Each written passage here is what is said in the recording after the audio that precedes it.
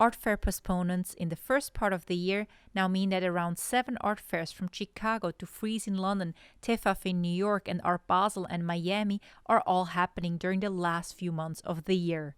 Swiss art dealer Dominique Lévy, with galleries around the world, says this isn't realistic. If we take this bigger than just our little art world, I do not believe anyone will want to come to an art fair as long as we don't have a vaccine for this terrible situation. Even if you have an antidote, Los Angeles has already banished any big gathering until 2021. Who will want in September, if, by the way, kids are finally going back to school and you will need the time to resettle families, and do you really want to jump in a plane for an art fair where it's all recycled air, where you're rubbing elbow, where social distance is impossible? I think it's time for the art world to be realistic. And I know it's hard to hear because it's the main source of, or one of the important source of our revenue. But I think right now, the health and our social responsibility and our social duties, it's much more important. I don't see any art fair before next year. If I go on the program on Art Basel in September, you're still on the list, Lévy Gorvy. So I wonder, are you considering not going? I've never missed a Basel Art Fair. So if the fair is existing, of course we will participate. But I cannot imagine the fair finding the place and the... I don't even think they'll be allowed to, put it that way. I can't imagine. And this is valid for Maastricht and Basel and Miami. Now, to answer the other side of your question, is it possible to have, I think it's seven art fair in between September and December? Absolutely not. This is one of the things that has to stop. And as a gallerist, I will not do 5 or 6 fairs in a few months. If it is safe and if it is responsible, I will consider doing 2 or 3 at the great maximum. And how do you pick and choose? I mean, my allegiance to Art Basel is unconditional. So I would, of course, do Art Basel. I have a soft spot for FIAC because I think it finds its identity. And I like TEFAF in New York. So I think those are the only 3 I would consider doing in the fall. But again, I just feel it's not relevant right now. I think we have to really question what is relevant in being a gallerist. How do you show art? How do you are an ambassador for artists? How do you keep the pleasure alive for clients to maybe even desire art? And right now, it's not by putting an imposition of travel, art fair, stress, danger, conversation. I think we have to go back and look at things slightly differently, whether it's digital, whether it's the old traditional phone call, whether it's sending a mini exhibition in a local region where you have a few clients that can come one by one and create a private viewing room in different cities.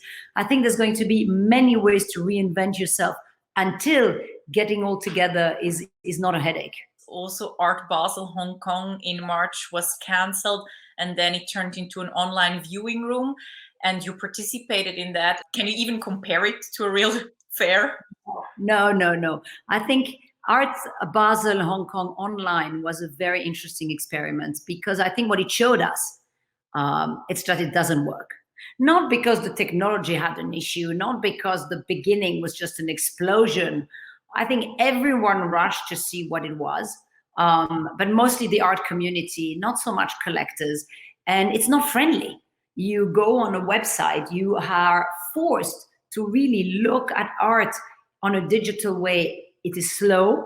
You're not having a conversation. You're not having fun. You're not seeing your friends. You're not looking at one piece of art and then looking at another and a third one, having that experience. So most people went in, stayed half an hour, 20 minutes, 15 minutes. And I think the only sales that were made were when you had made the outreach before. Hey, I'm going to launch Art Hong Kong. I have that piece in my booth, which I think you might be interested in, but therefore you don't need the online art fair. So to me personally, I don't believe that an online Art Basel has a future. It's the exact 180 opposite of what a fair is about. So it can't work like that. It has to be something that is more dynamic and more exciting than just going so slowly through booth after booth after booth. It doesn't work. You might as well call the gallery that you know and say, what do you have by that artist? And Art Basel as parents company had quite a blow in the last few weeks. Their other fair, Basel World, had a lot major brands pulling out, Rolex, LVMH, etc. And of course, their share price dropped. And now with the art fairs being canceled or postponed, even worse. Now there are voices of shareholders saying that MCH Group should be taken apart and sold. So I was wondering if the selling of the Art Basel division is something that is being talked about in the art world. That's a very tough question. I think, of course, it's being talked about. I think Art Basel is the fundamental art fair for art dealers and galleries all around the world. So we are all very aware and painfully aware of what's happening with the mother company. And I think, and I hope that it's all of our duties and responsibility to try to keep an Art Basel at all cost, whether it will mean reinventing it, recreating, or whether it will mean putting energy into saving the existing one. I don't know. But yes, the conversation is full on, especially in the last 10 days when the shares have dropped so tremendously. What are your plans? Are you already thinking about how to revamp the business when the lockdown is over? Yes. I think that the business had reached a speed and a drama, if you wish, and a turmoil, like a vortex that had become impossible to sustain for collectors, for auction houses, for artists, and for us galleries. There was not a day off. There was no time to recharge. There was no time, I think, to think creatively. So however tragic this pause is, I think if we don't use what I now call post-traumatic growth rather than post-traumatic stress, if we don't grow and we don't rethink our profession and how to make it relevant, then we're not responsible. So yes, we are thinking about that and talking about that all the time right now. So you're not worried? I mean, one curator told me that she's worried if that goes on, that people will hold back their money and not invest in art. And that was kind of worrying. So, I mean, that's also where you and your employees live from. So are you seeing a slowdown and you're okay with that? I mean, am I okay with the slowdown? Absolutely not. But do I have to accept? Yes. Are we seeing a slowdown? Tremendous. The business, I believe, is down 90%, if not 95%.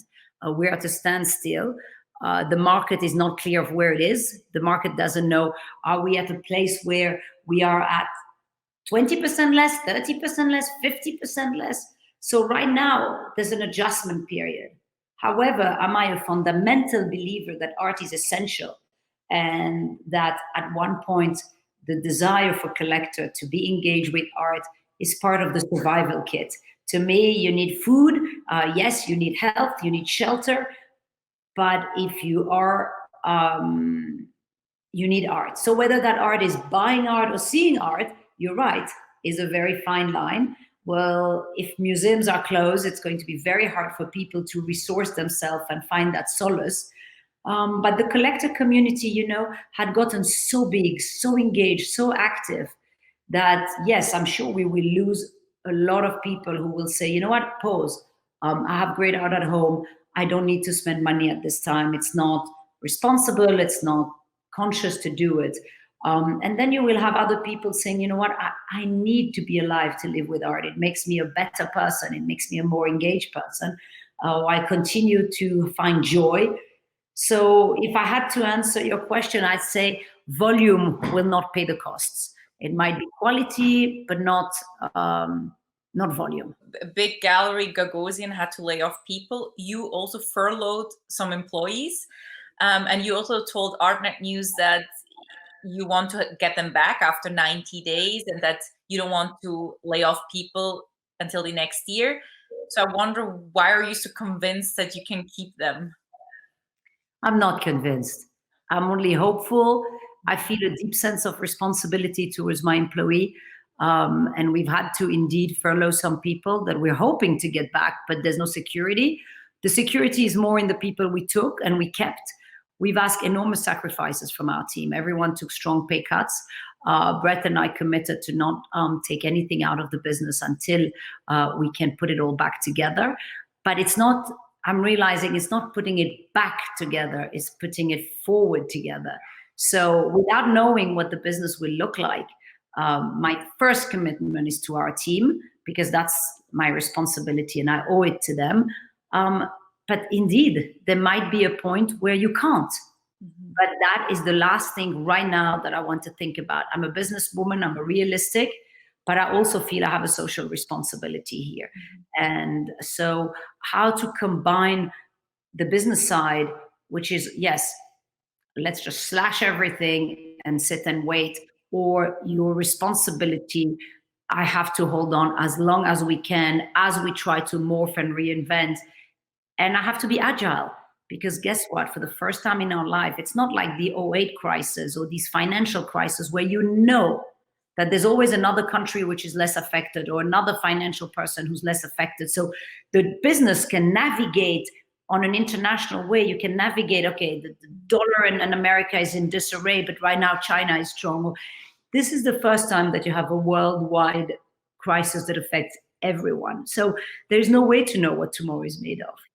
Mm-hmm. So I have to put both and hopefully find an answer that combines imagination and creativity and love for our work, responsibility, which is essential, all this under a business hat. And guess what? I don't know. Yeah. And you also mentioned that the business might be down up to 90%.